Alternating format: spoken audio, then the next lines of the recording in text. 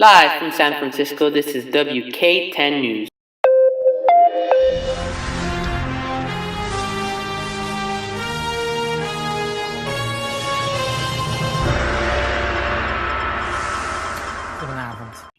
Good evening, Winona Lake. This is Danny Alvarez with your 6 o'clock news.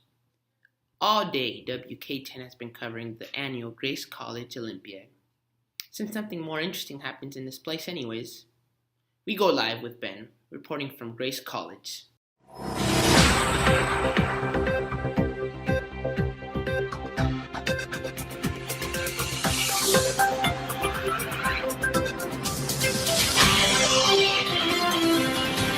Thanks, Daniel. I'm sitting next here to Reese Miller, the Grace College FIFA champion. Reese, tell me, how does it feel to win? It's an amazing feeling to win. I still can't believe I won. All the years of practice and dedication, sweat and tears have paid off. Sure, it'll cost me a couple of girlfriends and my social life, but in the end, it's all worth it. That's right. So you start off the tournament well, easily beating your first four opponents. Then you found yourself in PKs. And the final question, the number one player in the world. What was going through your mind? All I could think on was winning that championship, so I didn't think much of the moment, the game, or the opponent. I made sure my shots went in, and the rest was history. I see. Well, thank you so much for your time, Reese. And once again, congratulations. Back to the studio. Thanks so much for that, Ben. Moving on to sports, WK10 News recently had the opportunity to sit down with Grace College men's varsity baseball and freshman Will Swisher. We met up with Will in his dormitory hall and talked about life, baseball, and school.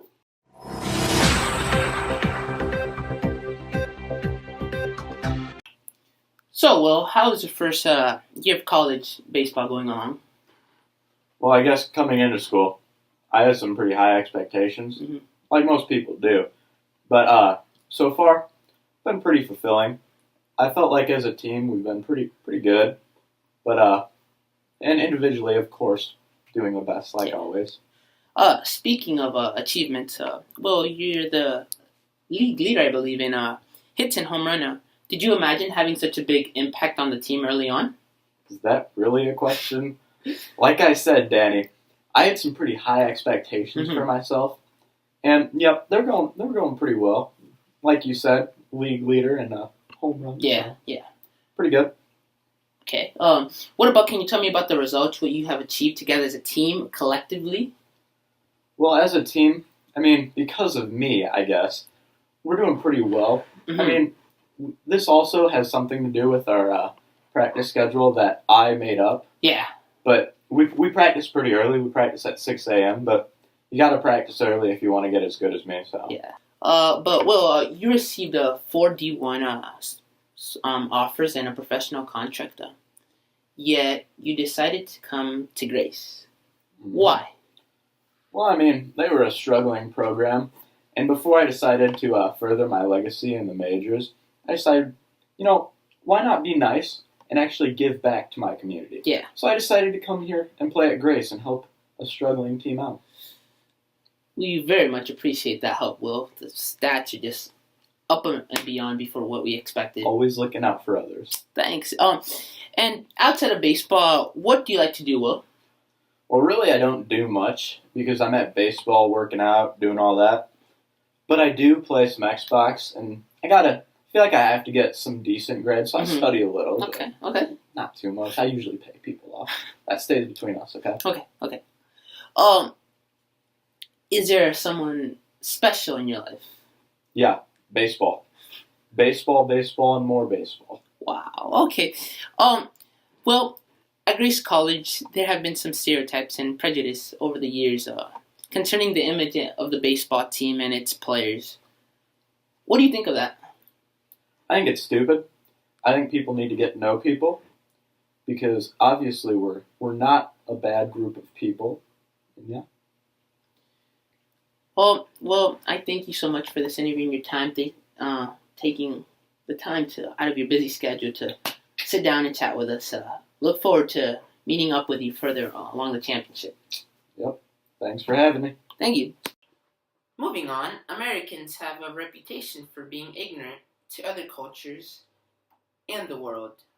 WK10 did a case study around Grace College to find out how cultured the Gracies really are. Yeah. Do you know do you interact with any other people from any other cultures or things? You know, being in Indiana and such, Midwest?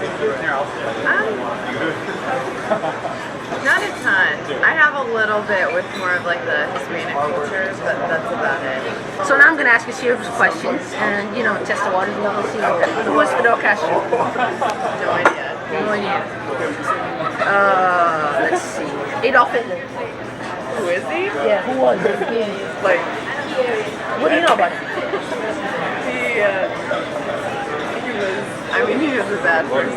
By person, do you know where he was from? Like the Holocaust. Yeah, the Holocaust. But do you know where he was from and stuff? Or Where he was from? Yeah, well, what he did. Germany. Is he? Yeah, okay. You are correct. Can you name 2 European cities, capital cities preferably? European? Yes. No? Can you name a country that starts with U? Yeah.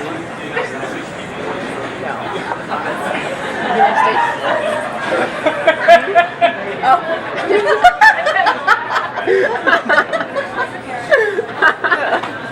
Yes, United States.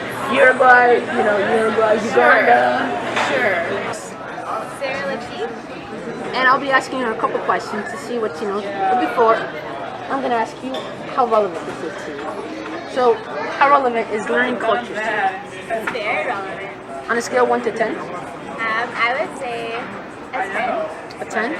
So would you say that you've been around people, or like you've intermingled with other people from different cultures, backgrounds and stuff? Yes, I have. You have. And any weird thing, or is it weird getting along with other people, or like hard at first? Yes, it's difficult at first, but then you just have to learn to adjust and to communicate well. Do you have any weird instances? Any strange or awkward moments? There was an awkward moment in Jordan when I found out that a woman is not supposed to look a man in the eye. I was listening to this vacation, and I was walking down the road, and this guy just stopped right in front of me, and I couldn't do anything but look up. And it was really embarrassing. Okay, so now I'm going to test what you know. I'm going to ask you a series of questions: geography, history, facts, figures, dates, stuff like that. Oh dear. So, Okay. Who was Fidel Castro? He was he was a dictator of Cuba. Okay. And do you know who Mao Zedong was? Yes, he was kind of the dictator of China. What about Napoleon Bonaparte? He was the leader of the French army right after the French Revolution. Can you name 2 European cities, capital cities? 2 European capital cities. Okay. Amsterdam, Holland, and Paris, France. Okay. Can you name 2 Asian capital cities? 2 Asian capital cities, Tokyo and Beijing. Tokyo and Beijing. Okay. How important do you feel learning about other cultures is? Huge. Huge. On a scale of 1 to 10. 10. How relevant is it to you? Very. It's what I want to do for a full-time job. Other countries, I've been to Namibia, Africa for 3 months. I've been to Israel. To Israel? I've gotten to travel a little bit. So you have some exposure. Yeah. Do you feel that changes you? Yes, absolutely. It changes you. In what way? It helps broaden my perspective that the way I think about things is not the only way to think about things. I think it's kind of broken down some pride in my life, changing my perspective from America being the right, the only, to realizing God's created so many diverse populations and cultures around the world that each have glimpses of who God is and of His truth in different ways.